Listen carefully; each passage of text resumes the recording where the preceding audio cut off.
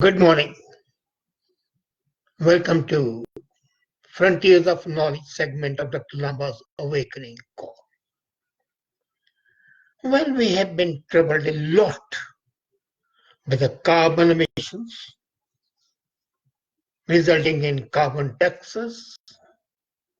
A fear has been generated that carbon dioxide is going to envelop the whole world.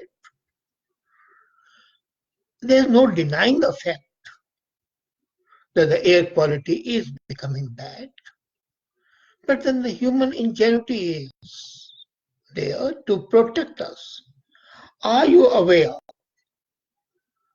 that although the carbon dioxide emissions have reached a very high level, a record level, we have also been able to control them? China had vacuum cleaners to clean the air and turning carbon into diamonds.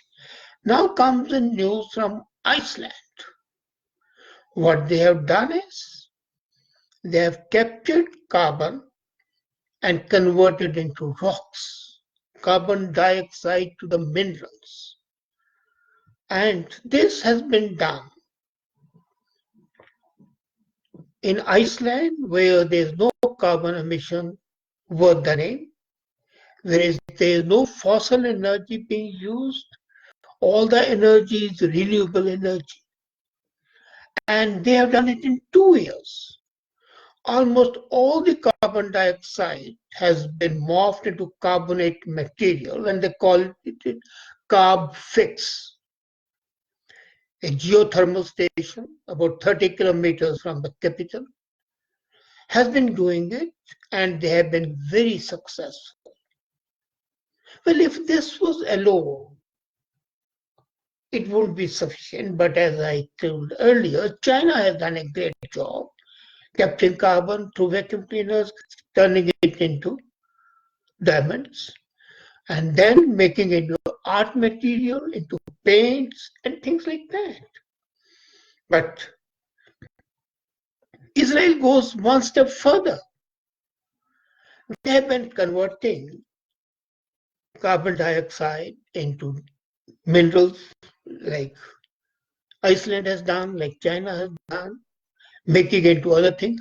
But Israeli scientists in Weizmann Institute of Science have reported yesterday evening that they developed a bacteria which feeds only with carbon dioxide. Can you believe it? This bacteria they have built genetically, and they have ensured that the complete biomass of the bacteria of the body is from the carbon in the air.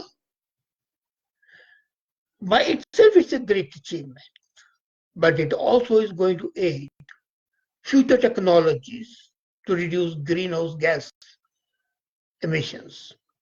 And this report is not by Israel itself. It has been reported by the Chinese news agency. Israel has still not accepted it. They know they have done it, but they wanted to come with a bang. They haven't done it. What they have done is, when I talked to the Israelis in NRC, National Research Committee, I called them last night, program E. coli bacteria. These E. coli bacteria, normally what they do is they consume sugar and release carbon dioxide in the air. But they have reprogrammed it so they use carbon dioxide and produce sugar that build up their bodies. Can anything be more challenging what they have done? I don't think so. But this is a real big achievement. And all the fears that are being created about the pollution and the global warming, we need not be that much afraid of that, because human ingenuity and the scientist's attitude is attuned to find a way out of all the issues, all the problems. And then, the biggest problem is when you want to buy food. Which food to buy? Which food is good for you? So Professor Chris Kamazu, he is a bioengineering, biomedical professor.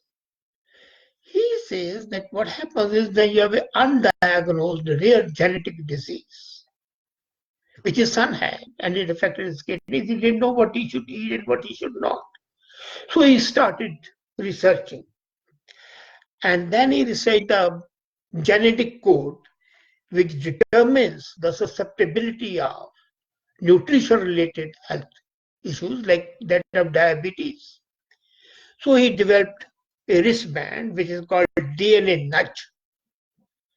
This wristband you wear and it will tell you which food is best for you and which food would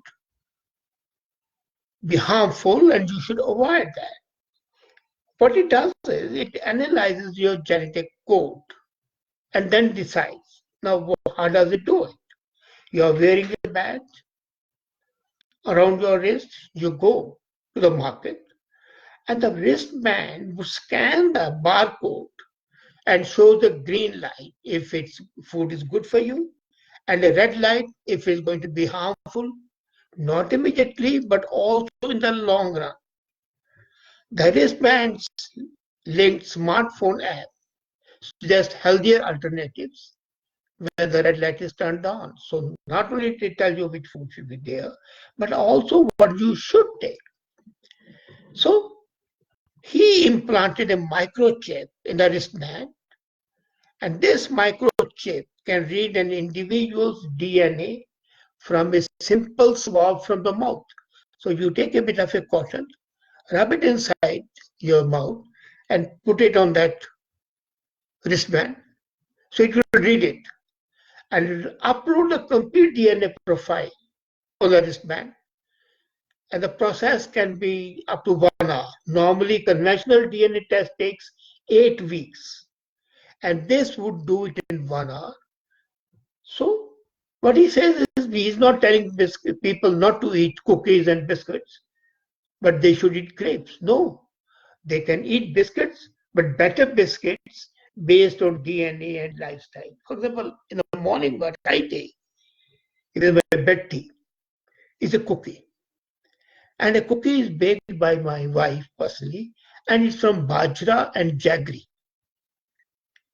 So bajra has no gluten, and jaggery is organic. So this is a much better one. So what really happens is that you're using biology to decide a healthier attitude towards life. Then another thing, this wristband also tells you when to be physically active. Suppose you are sitting for a long time, then an orange light will come up and tell you to come up and go.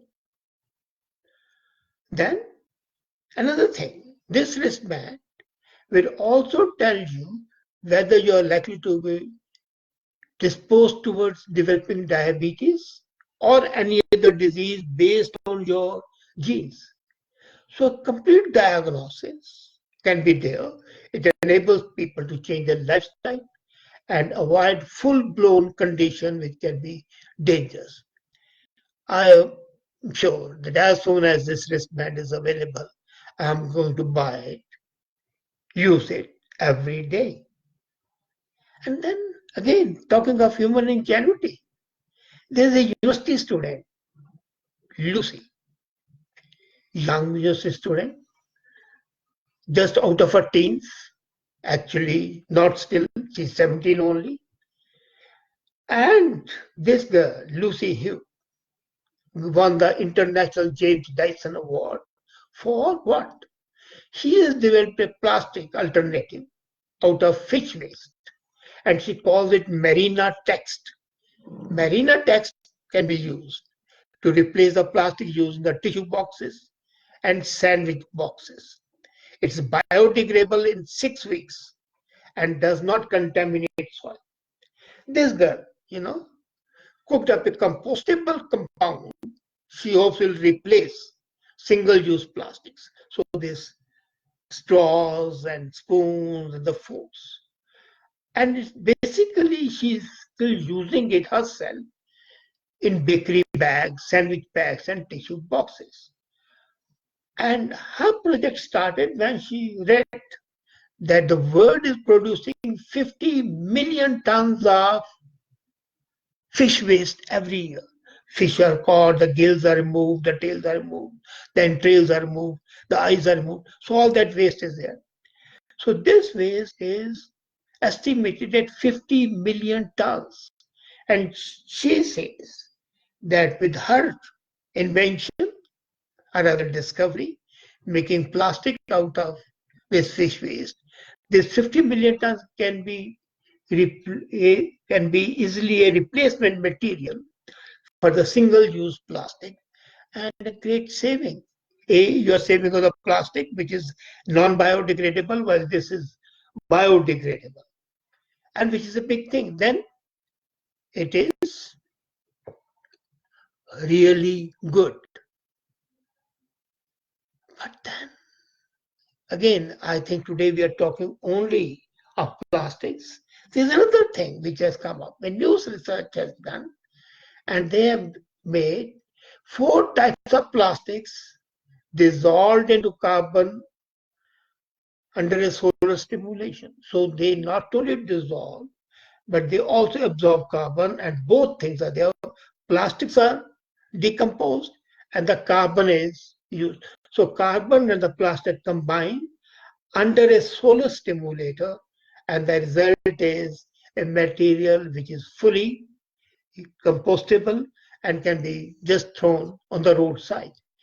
This organic carbon is eaten up microbes and converted into carbon dioxide, which is again eaten by those plastic microbes. So they say that this can be very useful. At present in our oceans, the scientists estimate that 5 trillion pieces of plastic are floating about. And now with the solar stimulator, they can convert this into carbon dioxide. In the water, oxygen will remain and the carbon will settle on the floor of the ocean. This is great. But before you go, let me tell you 2 things more. One, I told you already that there is a sea, or rather ocean of fresh water under our ocean. We are always afraid what's going to happen to our water supply.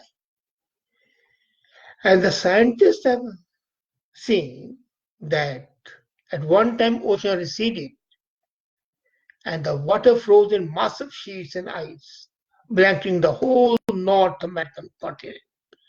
Ice age ended, glaciers melted, massive river flowed, and the oceans again came up. Now they have seen that there are pockets of fresh water under the Atlantic Ocean. And a 10-day research trip was undertaken by New Jersey University, and they found the electric waves through fresh and saline water, and they say 50 miles away from the US Atlantic coast, there is huge water, fresh water, drinkable water below the sea floor. This is 600 feet below the ocean floor. So you dig deep 600 feet and you have got hundreds of miles of fresh water, and they say this level is the size of the largest aquifers on the land. All the lakes combined, the fresh water, do not have that much of fresh water as that ocean has. Ocean under an ocean. And one thing more, a piece of caution. We have always been told to drink a glass of milk before going to bed. It gives you sleep. It's rich in calcium, vitamin D, potassium, magnesium, and essential vitamins. And it's a tryptophan which helps you sleep. But now the science comes that in case you're skin conscious, don't drink milk, because drinking milk at night is going to clog your pores and wreak havoc on your complexion. They say that there's hormones in the milk which increase your skin's oil production and clog your pores. So if you are going to be compete for beauty queen, flawless skin, glowing skin, then the slurry of the hormones would affect your skin. So don't drink milk. Or if you drink milk, try to ensure that the skin is completely clean with alcohol. Take a swab of alcohol, rub it on your skin so that the alcohol which opens the skin would be clogged by the morning and it will remain the same. It would not look bad. But if you are really, really worried about the skin, try to avoid milk at night. And these are the new nuggets of knowledge. For more, we meet next week. Thank you.